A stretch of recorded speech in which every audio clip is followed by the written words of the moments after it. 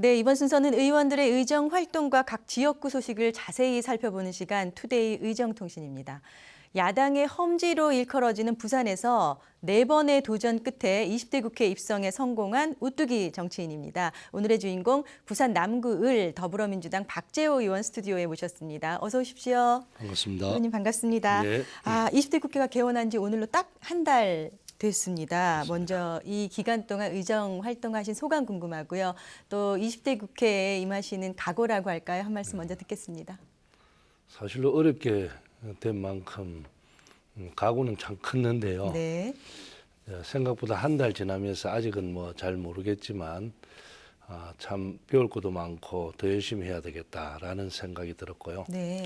또 지역 구민들이 저를 이렇게 뽑아주고 그 험지에서 이렇게 만들어 주셨으니까 제가 누구보다도 더 겸손한 자세로 지역 네. 주민들을 위해서 열심히 하고 네.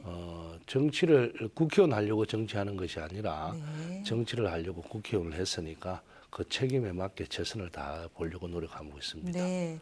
의원님 지역구 남구 을. 예. 네. 부산이 사실 야당의 험지로 불리는 곳이잖아요. 그 그렇죠. 지역구에서만 4번의 도전 끝에 이번에 성공하셨다고 들었고요. 예. 그 대표적인 야당의 험지로 불리는 만큼 어떨까요? 그 오랫동안 도전하시는데 주변에 만류도 있었을 것 같고 오랫동안 지역구 활동하시면서 힘든 일도 많으셨을 것 같은데 그동안에 이렇게 그 한 지역구에서 오랜 시간 국회 입성을 준비하게 된 어떤 배경이나 원동력이 있을까요? 제가 사실 그 지역은 어느 지역보다 더 어렵고 힘든 지역입니다. 네. 왜냐하면 지역 구조가 이제 동네가 오래되다 보니까 연세 드신 분들이 너무 많아서 네. 달리 보면 대다수 하는 이야기가 처음에 출마했을 때 네.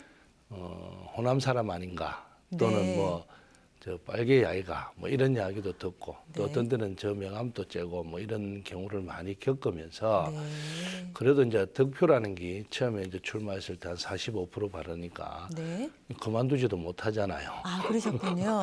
그래서 쭉 하다 보니까 주변에 만류하는 분도 많고 네. 또 뭐 있었지만 노무현 대통령께서 처음에 시작했을 때 어쨌든 네. 우리나라 정치가 옳게 가려면 지역 감정이 극복돼야 된다라는 소신에 저도 네. 동의를 했고 네. 그래서 이번에 제가 마지막으로 4번 떨어져서 네. 혹시 49%라도 받으면 저 말고 다음 후배는 이직에서 성공 안 하겠느냐 하는 마음을 가지고 네. 마지막 도전을 했죠. 네. 3번을 하고 나면 사실로는 이 하지 말라는 소리도 너무 많고 저 네. 자신도 무너질 때가 참 많았습니다. 네. 그런데 이제 지역 주민들의 저를 위하는 마음 또 가면 참 재호연이 사람은 좋은데 당이 그래서 미안하다 이런 분들이 참 많으셨죠. 네. 그래서 이번에는 마지막 도전이라 생각하고 했는데 네. 의외로 주민들이 많은 호응을 해주셔서 제가 된 것 같습니다. 네. 그러니까 이번에 떨어지면 안 하실 생각이셨어요? 그렇죠. 이번에 떨어지면 이제 나이도 있고 왜냐하면 60 넘어서 초선한다는 것도 힘들고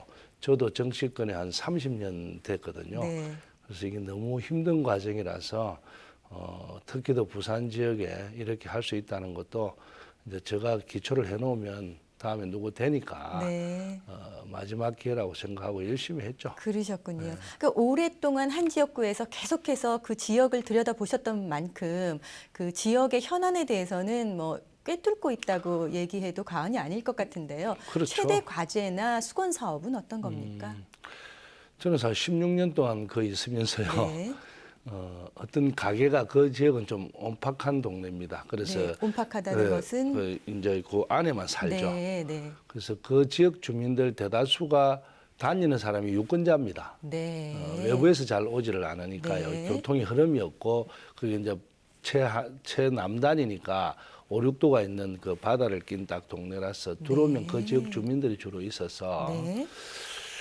그 동네는 제가 뭐 너무 오랫동안 다녔으니까 모든 주민들이 거짓다 저를 알죠. 네. 저도 또 알고요. 가게 가면 저 가게 사장이 누구 또 자식이 어떻고 이런 거 대충 다 알 정도로 많이 다녔습니다. 네. 그래서 지역 현안을 너무 잘 알고 있고요. 가장 중요한 거는 재개발 문제가 부산이 이제 이래 이 언덕 이런 데 많은 집을 옛날에 피난오면서 네, 짓고 네. 이런 집들이 자체적으로 조금씩 개보수를 한 지가 벌써 한 30년이 넘었고요. 네.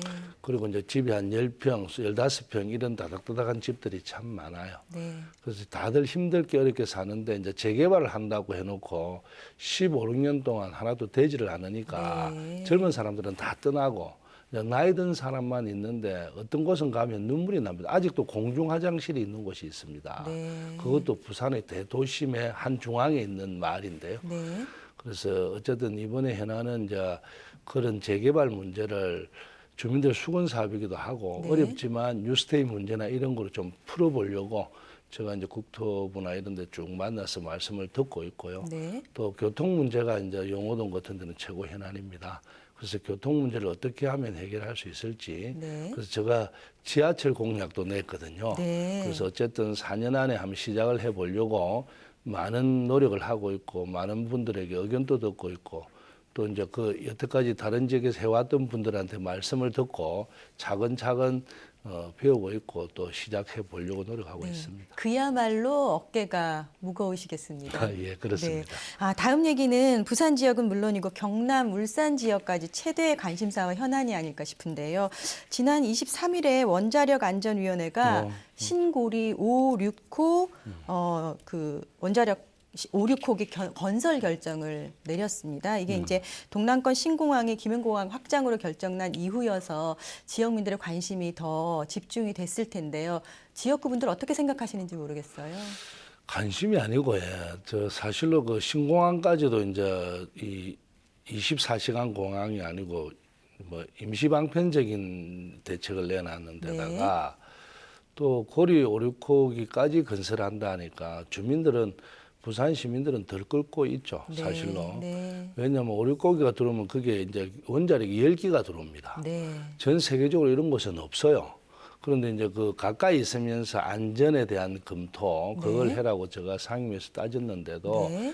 사실로는 원안위에서 그대로 통과가 됐고 10기가 들었으면 그 주변 반경에 16km 내가 380만에서 삽니다. 30km 내가. 네. 그래 되면 이 국가적인 재앙이죠. 혹시나 이제 뭐 사고가 사고가 난다든지 난다고 하면 또는 뭐 전쟁이 나서 폭탄이 거기 하나 터진만 해도 전 세계적으로 이런 재앙은 있을 수 없을 정도의 그건데요. 네. 근데 계속 이제 이거 원자력을 하신 분은 계속 짓는다는 주의 아닙니까? 네네. 그러면 이제 정치권은 사실로 이 대통령께서는 비둘기파, 매파 이런 이야기를 서로 들어가지고 네. 최종 결정에 어려움이 있다 이러면 좀 보류도 할 수 있습니다. 그런데 지금 이제 보니까 계속 짓겠다는 주의에만 아마 현안이 돼 있어서 네. 이 문제가 아마 그냥 끝날 것 같지는 않습니다. 그래서 부산 경남 주민들이 어쨌든 이 문제는 끝까지 저희들이 반대를 하는 이유를 설명해서 네. 짓고 있는 거를 멈춰야 될 정도로 네네. 심각한 문제가 다음에 나타날 수 있다 해서 주민들도 부산 시민들도 다 같이 지금 민심이 많이 변화하고 있습니다. 네. 아, 그러면 의원님께서 지금 아시다시피 갈매기 오영제든가요? 그 네, 더불어민주당에서 이번에 네. 그 부산 지역에서 당선되신 분들 자주 만나시고 현안에 대해서 또 말씀을 나누시고 뜻이 잘 통하신다고 하던데요. 네. 지금 말씀하신 것과 관련해서 여러 가지 부산 발전과 현안에 대해서 뜻을 같이 하고 계시잖아요. 어떤 맞습니다. 계획 세우고 계십니까? 그러니까 저희들이 이제 얼마나 잘하느냐에 따라서 부산에 새로운 변화가 올 수 있다. 네.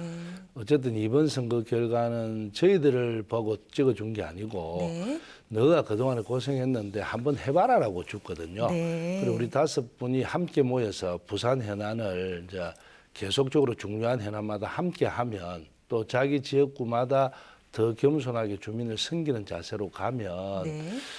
주민들이 그래도 너희도 잘하네.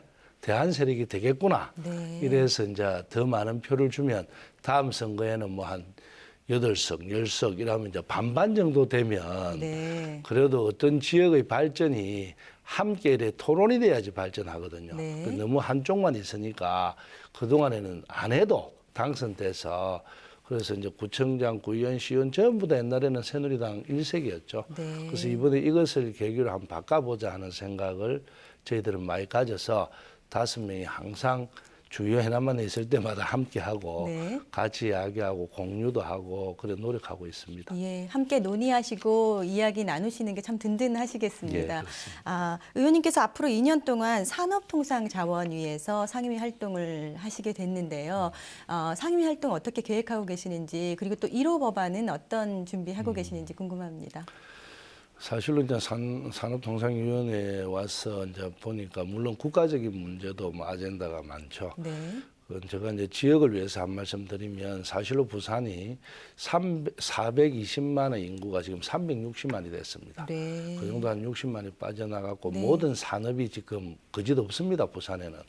특히 더 부산을 먹이 살리던 항만까지도 신항이 되면서 진해 이쪽으로 갔죠. 네. 그래서 부산에는 나이 드신 분 말고는 사람이 없다 할 정도로 지금 어렵습니다.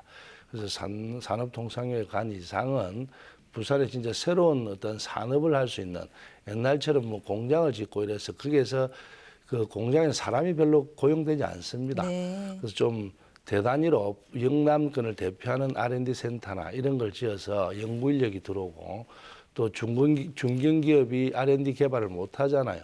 그런 분들이 들어와서 개발할 수 있고 네. 뭐 또 연구할 수 있고 이런 센터를 대단위로 하나 만들어 놓으면 부산 발전이나 부산의 또 취업 인구의 견인차가 안 되겠나 하는 네. 생각을 우선 갖고요.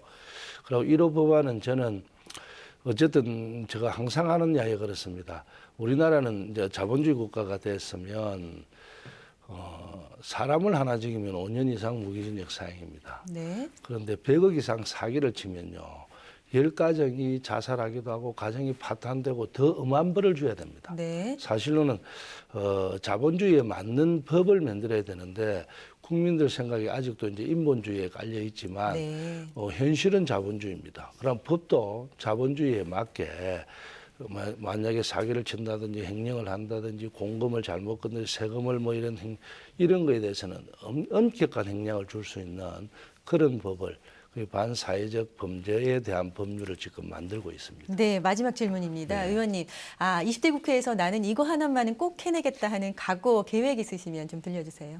조금 전에 이야기했던 그 법안을 네. 만약에 제가 법안을 내서 안 되면 대통령 공약에도 이어갖고 반드시 우리나라가 무전 유죄, 유전 무죄가 안 되는 네. 서민들도 얼마든지 자기가 일했던 만큼의 대가도 받아야 되지만 또 범죄를 저질른 만큼의 대가를 받아야 됩니다. 있고 가진 사람들은 어떠한 형태로든 다 빠져나오는데 없는 서민들은 변호사를 못 사서 또 항상 지역의 서민들을 만나보고 계속 16년 동안 다녀보니까 가장 억울했던 서민들의 이야기가 저 친구는 변호사를 돈이 많았으니까 변호사를 잘 사서 빠져나왔다. 네. 이런 말에 모든 사람들이 수긍하고 통용하는 세상이 되어버렸습니다. 그래서 이것만큼은 내가 한 번을 하더라도 한번 바꿔봐야 되겠다라는 생각을 갖고 열심히 하고 있습니다. 네, 오랫동안 준비하신 만큼 활발한 의정 활동 기대하겠습니다. 오늘 나와주셔서 감사드립니다. 네, 고맙습니다. 네, 지금까지 부산 남구을 더불어민주당 박재호 의원과 말씀 나눠봤습니다. 특권을 내려놓고 새로운 모습으로 거듭나겠다고 다짐했던 20대 국회가 개원한 지 오늘이 딱 한 달째 되는 날입니다. 하지만 불법 리베이트 의혹, 보좌관 친인척 채용 문제 등 불미스러운 사건들이 연이어 발생하면서 국민들의 실망감과 아쉬움은 여전한 모습인데요. 이런 가운데 여야 모두 특권 내려놓기 법안을 앞다퉈 발의하는 등 정치권의 변화와 자정 노력이 급물살을 타고 있습니다. 국회를 바라보는 국민들의 눈높이는 더욱 엄격해지고 있습니다. 모쪼록 국회 자정을 위한 노력들이 하루빨리 결실을 맺어 국민들로부터 더욱 신뢰받는 20대 국회로 거듭날 수 있기를 바랍니다. 생방송 국회 투데이 브리핑 오늘 여기까지입니다. 시청해 주셔서 고맙습니다.